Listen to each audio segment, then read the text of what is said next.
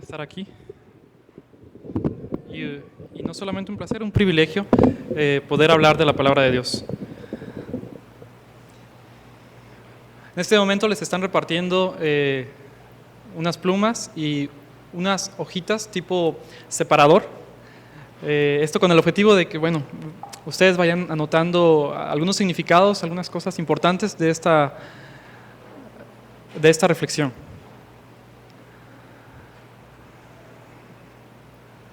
Es así, tipo separador, para que no se nos pierda, la metamos ahí en nuestras Biblias o himnarios.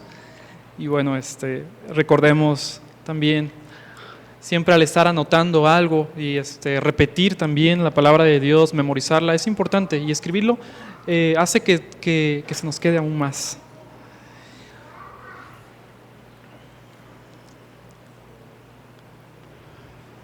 Gracias a Dios que me permite estar aquí, aunque en otras ocasiones también he estado, los nervios no se me quitan, sigo estando acá y los nervios siempre están aquí y le doy gracias a Dios por sentir también esa adrenalina. Muchas gracias a Dios por eso.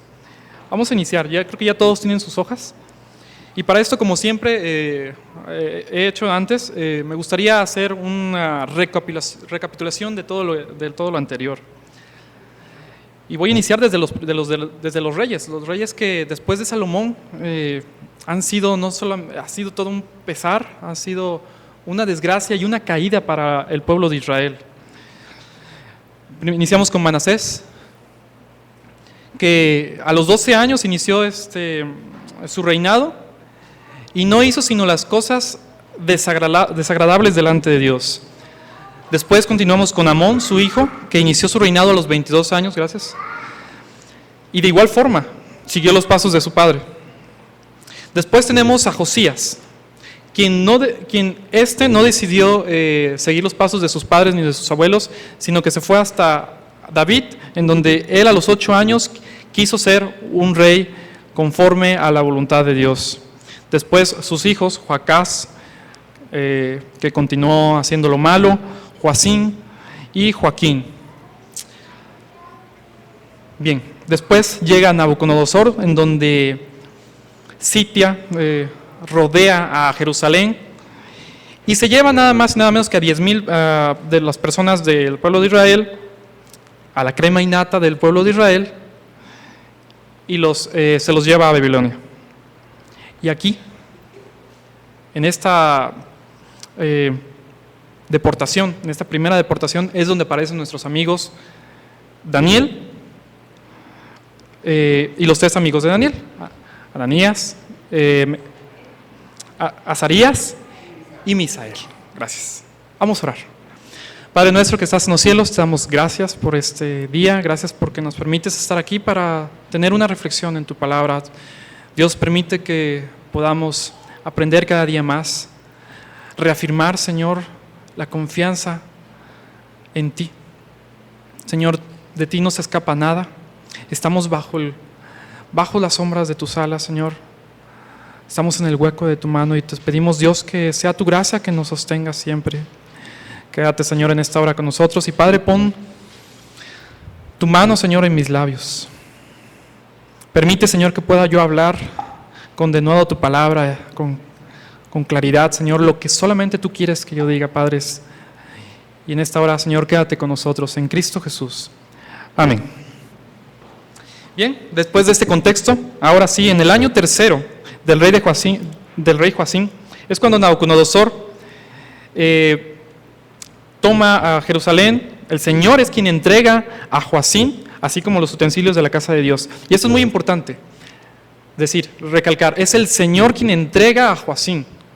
No es por los méritos de Nabucodonosor y su gran ejército que llega a Jerusalén y entonces ataca a Jerusalén. No, en ninguna manera. Siempre pensemos que es Dios quien permite esto. ¿Por qué? A causa del pecado de Israel y todos los reyes y toda la descendencia que habían hecho lo malo ante los ojos de Dios. Y 2 cosas muy importantes. Entrega al rey Joacín y a estas 10,000 personas, que es la gente VIP, decía nuestra hermana Lili la vez pasada, gente VIP de Judá, y solamente se quedan los pobres en Jerusalén. y se llevan los utensilios de la casa de Dios. Más adelante veremos por qué los utensilios, ahí lo veremos con el rey Belsasar. Belsasar con una L, sin la T. Y dice en Daniel 1:4, dijo el rey Nabucodonosor a Aspenaz, el jefe de los eunucos, que trajese a los muchachos a quienes no hubiese tacha alguna de buen parecer, enseñados en toda sabiduría y ciencia. Y aquí quisiera yo nuevamente profundizar en esta parte. Desde el capítulo 1, en el verso 4, vemos que escogen, el rey escoge solamente a ciertos muchachos. Y eso nos debería hacer reflexionar también a nosotros como cristianos, y esto va para los jóvenes y bueno, para todos. Como cristianos debemos de marcar diferencia, debemos hacernos notar. Así como Daniel y sus amigos fueron escogidos, seleccionados para poder estar en la presencia del rey, en el palacio del rey. Ellos fueron los escogidos. Dice la palabra de Dios en Proverbios 22:29. ¿Has visto hombre solícito en su trabajo? Delante de los reyes estará, no delante de los de baja condición. Como cristianos debemos de ser personas que marquen la diferencia en el área en donde estemos. Ahí donde Dios nos ha puesto, debemos brillar. Y es que la palabra de Dios dice que somos la sal de la tierra. Estos hombres, estos muchachos jóvenes, fueron seleccionados porque brillaban, marcaban la diferencia, eran diferentes. Y debemos de seguir este ejemplo, sobresalir, distinguirse en este mundo. Aunque ciertamente somos peregrinos de este mundo, también es cierto que debemos y estamos obligados a ser mensajeros, a ser heraldos del Rey de Reyes y Señor de Señores. Daniel, en Daniel versículo 7 de este capítulo 1, vemos que les es cambiado el nombre. Daniel significa Dios es mi juez. También puede ser llamado justicia de Dios. Pueden escribir si quieren ustedes, Dios es mi juez. Y le es cambiado el nombre por Belsasar, que significa el que protege al rey.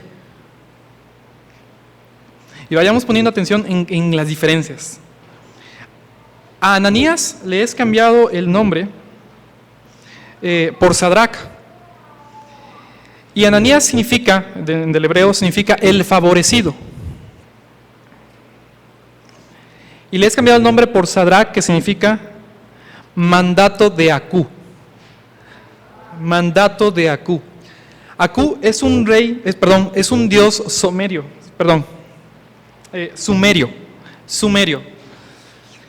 que todavía está, recordemos que el pueblo babilónico, el pueblo de Babilonia, este imperio de Babilonia, se dedicaba pues a ir y atacar a otros imperios más pequeños, y tomaba de ellos algunas cosas, y hasta sus dioses paganos se los traía también. A Misael, que significa ¿quién es como Dios?, le es cambiado el nombre por Mesac, que significa ¿quién es como Acú? ¿Quién es como Dios? Le es cambiado como ¿quién es como Acú?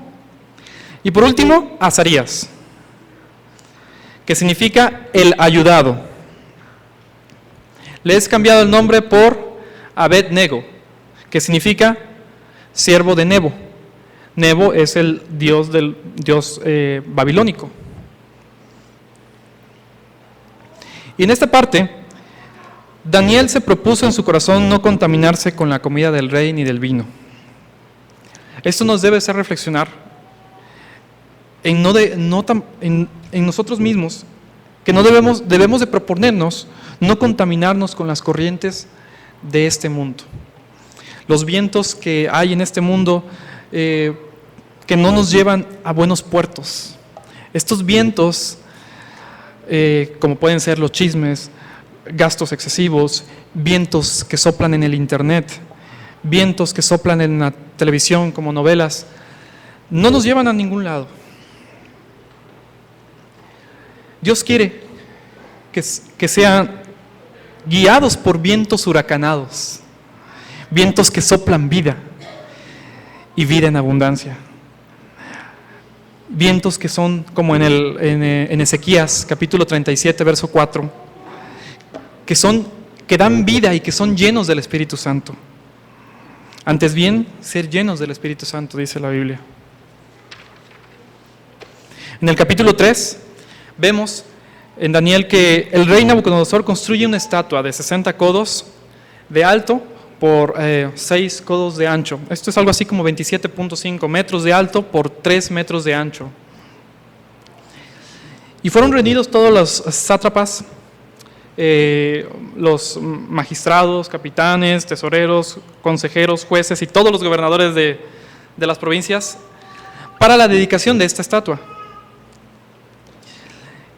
Y el pregonero anunciaba a alta voz, decía, al oír el son de bocina, el arpa, el salterio y toda la letanía, toda la larga lista de instrumentos musicales, ahí debían de postrarse y adorar.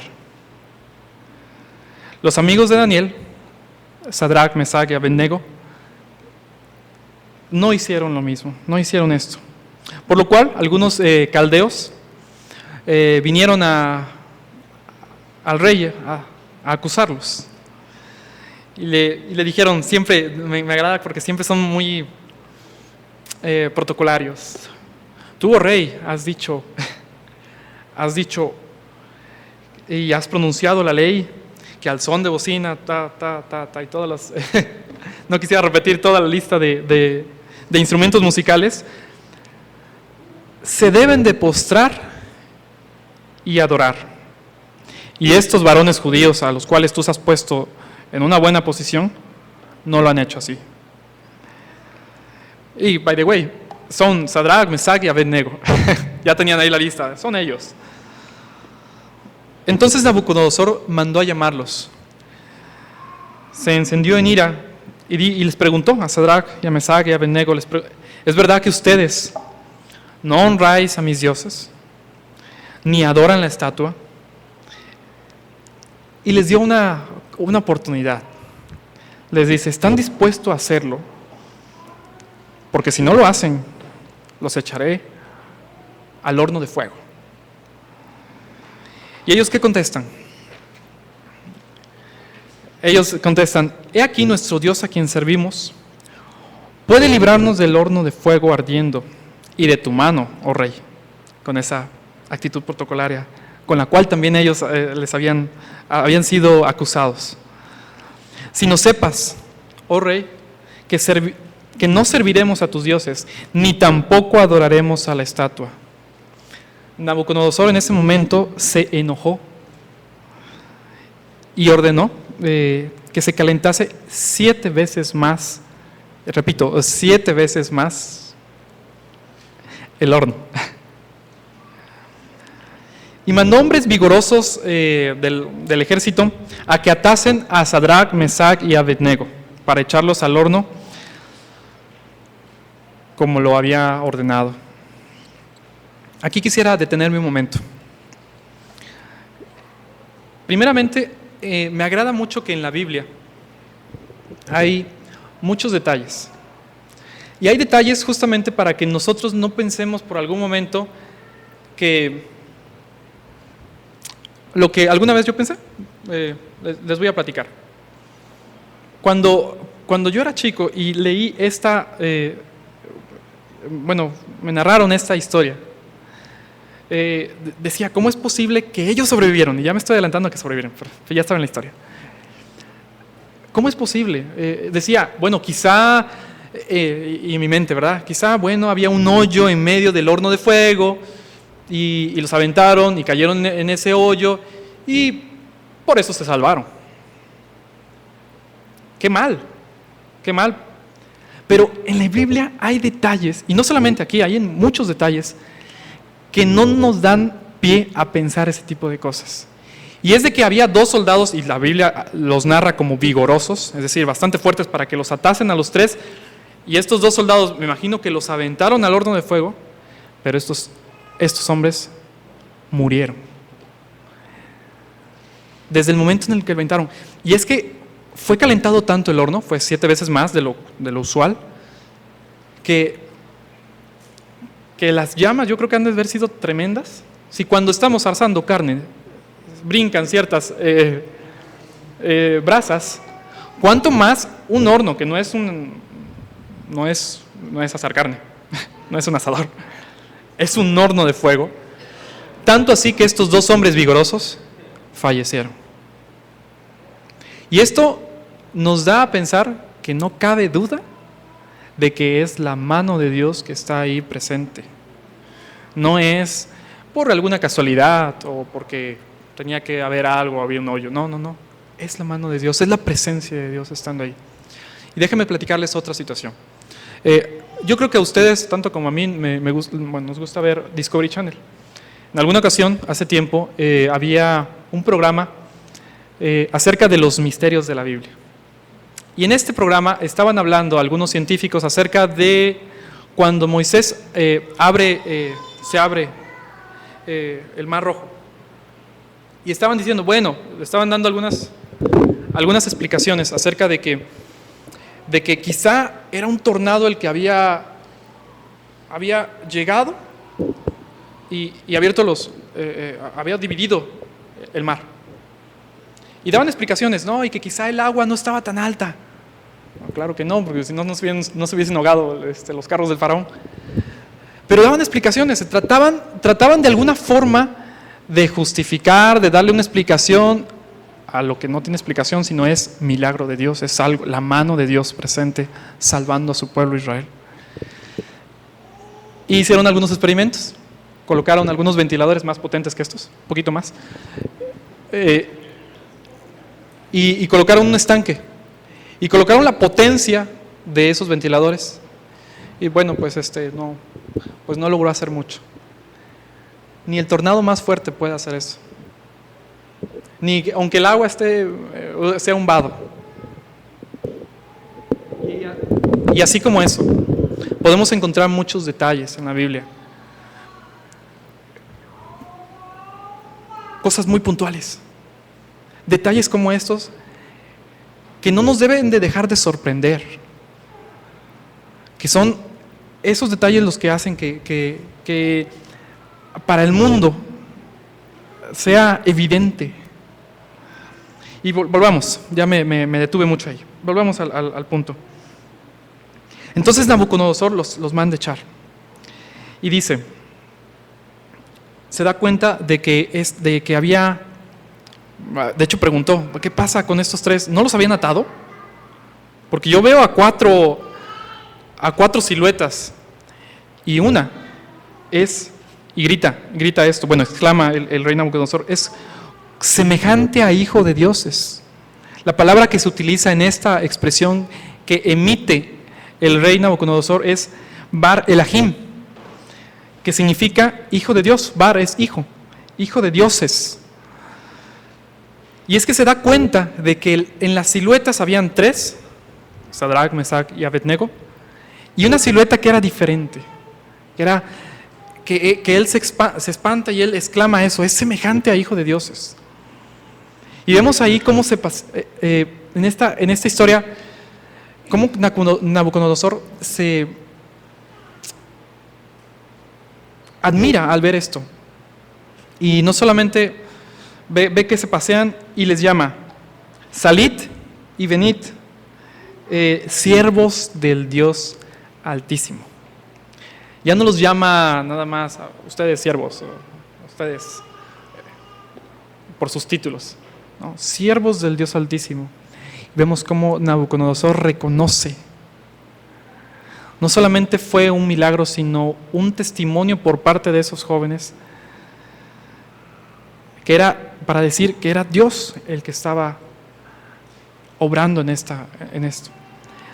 Aquí podemos decir que la cuarta silueta que Nabucodonosor lo llama como Bar Elahim. Muchos dicen que es el Hijo de Dios preencarnado, Jesús mismo preencarnado. Lo que sí es cierto es de que es Dios y es la presencia de Dios quien salva a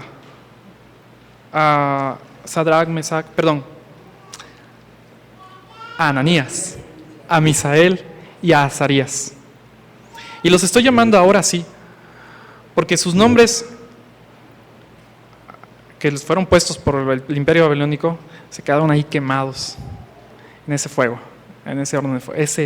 Fueron humillados esos nombres. Y es que siempre, no sé si se acuerdan que siempre les he dicho que los nombres son importantes, tienen un significado. En el Antiguo Testamento cada nombre tenía un significado, y no solamente eso, sino que marcaba también la vida de las personas. Y los nombres justamente de estos 3 amigos de Daniel marcaron su vida. ¿Quién como Dios? Entonces Nabucodonosor dijo: bendito sea el Dios de ellos, que envió a su ángel y los libró a sus siervos quienes confiaron en él y que no habían cumplido el edicto. Entregaron sus cuerpos antes de servir y adorar a otros dioses. Por lo tanto, el rey Nabucodonosor decretó a todo el pueblo, nación o lengua que blasfemara contra Dios, el Dios de Ananías, de Misael y de Azarías, que fuese descuartizado. Vemos cómo Nabucodonosor reconoce al Dios Todopoderoso. Dios estuvo con Ananías, con Misael, con Azarías. Está con el favorecido. Él es el quien sostiene al ayudado y los libra. ¿Quién es como Dios? Sino solo Jesús, el Hijo de Dios. Nosotros debemos reconocer también que Dios está con nosotros. Lo ha prometido en Mateo 28:20. Yo estoy con vosotros todos los días hasta el fin del mundo, dice la palabra de Dios. Jesús es Dios eterno y su presencia ha sido permanente desde la creación. Aquí lo vemos y podemos verlo a lo largo de todo el Antiguo Testamento. Vemos desde la fundación del mundo, en Génesis. Vemos cómo aquellos ángeles que fueron con Job. Vemos ahora la presencia de Dios aquí en el horno de fuego. Jesús es Dios eterno. Él es preencarnado, encarnado, resucitado, glorificado, intercesor y retornante. Y Él ha prometido estar con nosotros todos los días hasta el fin del mundo. Dios los bendiga, hermanos.